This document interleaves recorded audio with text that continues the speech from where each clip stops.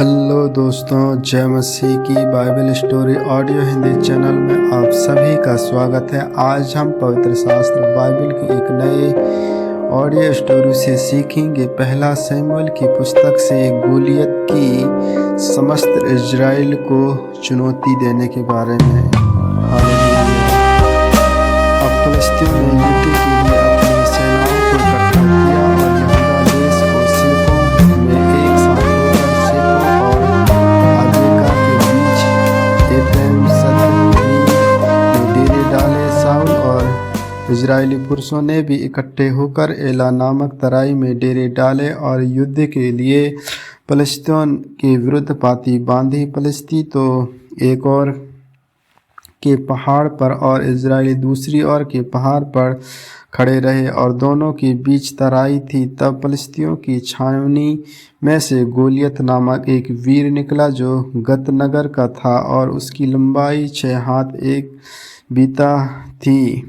उसके सिर पर पीतल का टोप था और वह एक पत्थर का झिल्लम पहने हुए था जिसका तोल 5000 शेकेल पीतल का था। उसकी टांगों पर पीतल के कवच थे और उसके कंधों के बीच बरछी बांधी थी। उसके भाले की छड़ जुलाहे की डोगरी के समान थी और उस भाले का फल 600 शेकेल लोहे का था और बड़ी ढाल लिए हुए एक जन उसके आगे आगे चलता था। वह खड़ा होकर इजरायली पातियों को ललकार के बोला, तुमने यहाँ आकर लड़ाई के लिए क्यों पाती बांधी है?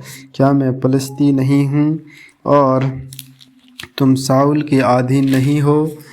अपने में से एक पुरुष चुनो कि वह मेरे पास उत्तर आए। यदि वह मुझसे लड़कर मुझे मार सके तब तो हम तुम्हारे अधीन हो जाएंगे, परंतु यदि मैं उस पर प्रबल होकर मारूं तो तुमको हमारे अधीन होकर हमारी सेवा करनी पड़ेगी।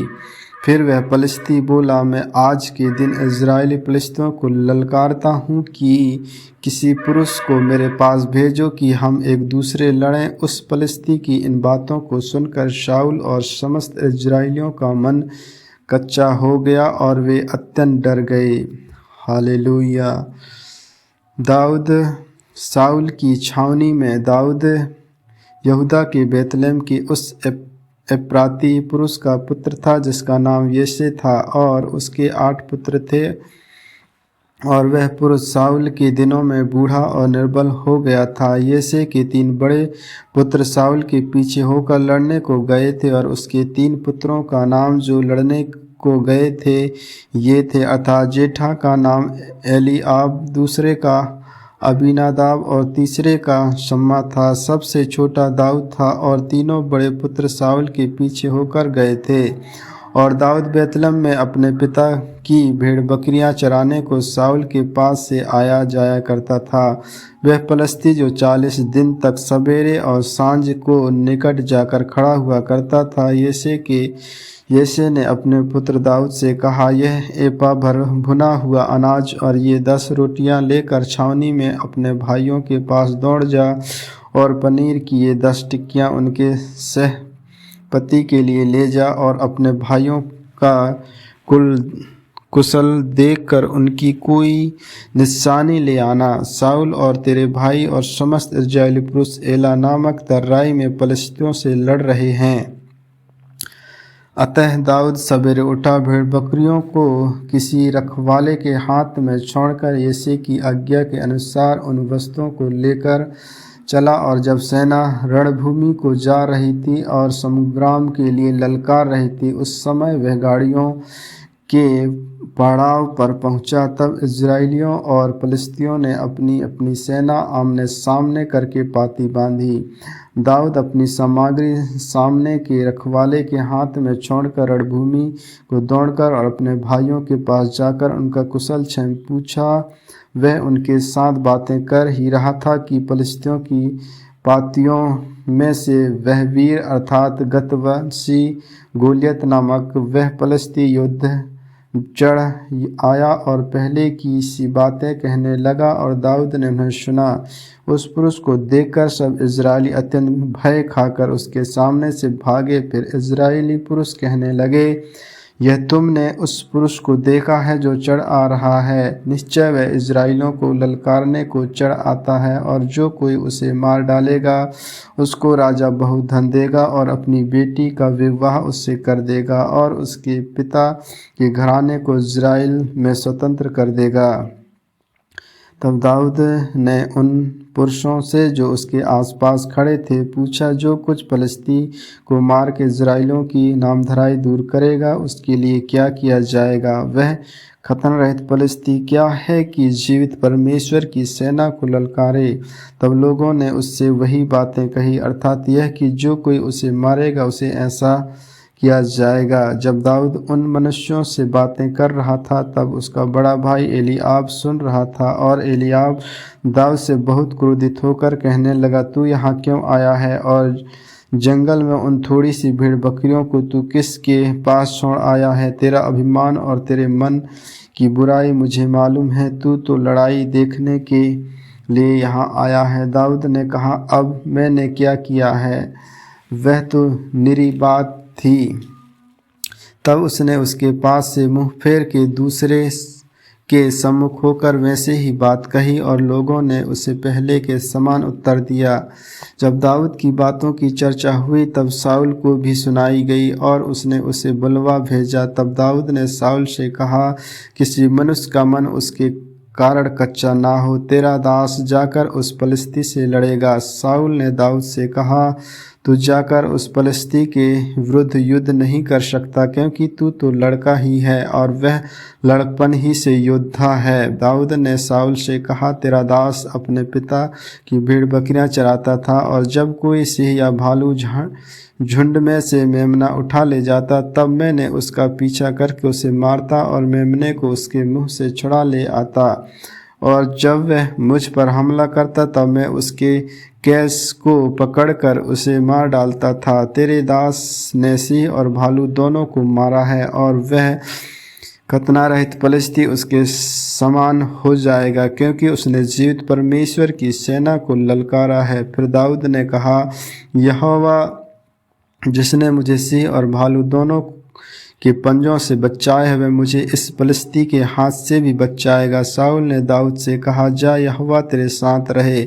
तब शाऊल ने अपने वस्त्र दाऊद को पहनाए और पीतल का टोप उसके सिर पर रख दिया और झिल्लम उसको पहनाया। तब दाऊद ने उसकी तलवार वस्त्र के ऊपर कसी और चलने का यत्न किया। उसने तो उनको ना परखा था, इसलिए दाऊद ने शाऊल से कहा, इन्हें पहने हुए मुझसे चला नहीं जाता, क्योंकि मैंने इन्हें नहीं परखा है। और दाऊद ने उन्हें उतार दिया। तब उसने अपनी लाठी हाथ में ली और नाले में से 5 चिकने पत्थर छांटकर अपनी चरवाही की थैली अर्थात अपने झोले में रखे, और अपना गोफन हाथ में लेकर पलिश्ती के निकट गया। हालेलुया। दाऊद ने गोलियत को मारा। पलिश्ती चलते चलते दाऊद के निकट पहुंचने लगा, और जो जन उसकी बड़ी ढाल लिए था वह उसके आगे आगे चला।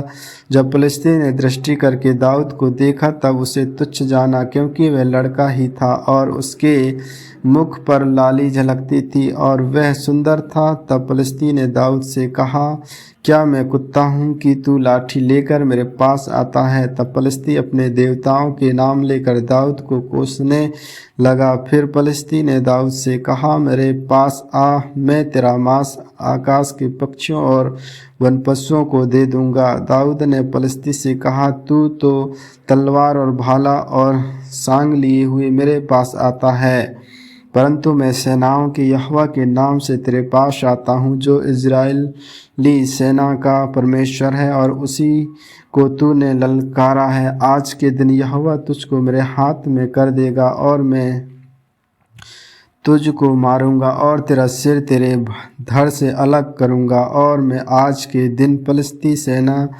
के सब आकाश के पक्षियों और पृथ्वी के जीव जंतुओं को दे दूंगा।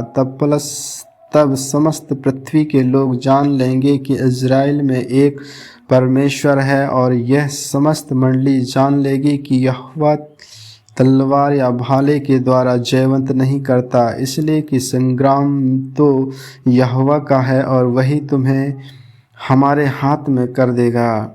जब पलिश्ती उठकर दाऊद का सामना करने के लिए निकट आया, तब दाऊद सेना की और पलिश्ती का सामना करने के लिए फुर्ती से दौड़ा। फिर दाऊद ने अपनी थैली में हाथ डालकर उसमें से एक पत्थर निकाला और उसे गुफन में रखकर पलिश्ती के माथे पर ऐसा मारा कि पत्थर उसके माथे के भीतर घुस गया और वह भूमि पर मुंह के बल गिर पड़ा। यूं दाऊद ने पलिश्ती पर गुफन और एक ही पत्थर के द्वारा प्रबल होकर उसे मार डाला, परंतु दाऊद के हाथ में तलवार ना थी। तब दाऊद दौड़कर पलिश्ती के ऊपर खड़ा हो गया और उसकी तलवार पकड़कर मयान से खींची और उसको घात किया और उसका सिर उसी तलवार से काट डाला। यह देखकर कि हमारा वीर मर गया है, पलिश्ती भाग गए। इस पर इज़राइल और यहूदी पुरुष ललकार उठे और गत और एक्रोन के फाटकों तक पलिश्तियों का पीछा करते गए और घायल पलिश्ती सारेम के मार्ग में और गत और एक्रोन तक गिरते गए। तब इजरायली पलिश्तियों का पीछा छोड़कर लौट आए और उनके डेरों को लूट लिया, और दाऊद पलिश्ती का सिर यरूशलेम में ले गया और उसके हथियार अपने डेरे में रख लिया। जब शाऊल ने दाऊद को उस पलिश्ती का सामना करने के लिए जाते देखा, तब उसने अपने सेनापति अब्नेर से पूछा, हे अब्नेर, वह जवान किसका पुत्र है? अब्नेर ने कहा, हे राजा, तेरे जीवन की शपथ मैं नहीं जानता। राजा ने कहा, तू पूछ ले कि वह जवान किसका पुत्र है। जब दाऊद पलिश्ती को मारकर लौटा, तब अब्नेर ने उसे पलिश्ती का सिर हाथ में लिए हुए शाऊल के सामने पहुंचाया। शाऊल ने उनसे पूछा, हे जवान, तू किसका पुत्र है? दाऊद ने कहा, मैं तो तेरे दास बैतलहम वासी यिशै का पुत्र हूँ। आमीन आमीन। परमेश्वर इन वचनों को सुनने के द्वारा आप सबों को आशीष दे। आगे की और भी ऑडियो स्टोरी सुनने के लिए Bible story audio Hindi channel को लाइक, सब्सक्राइब और बेल आइकन को दबाएं। सभी प्रिय भाई बहनों को जय मसीह की।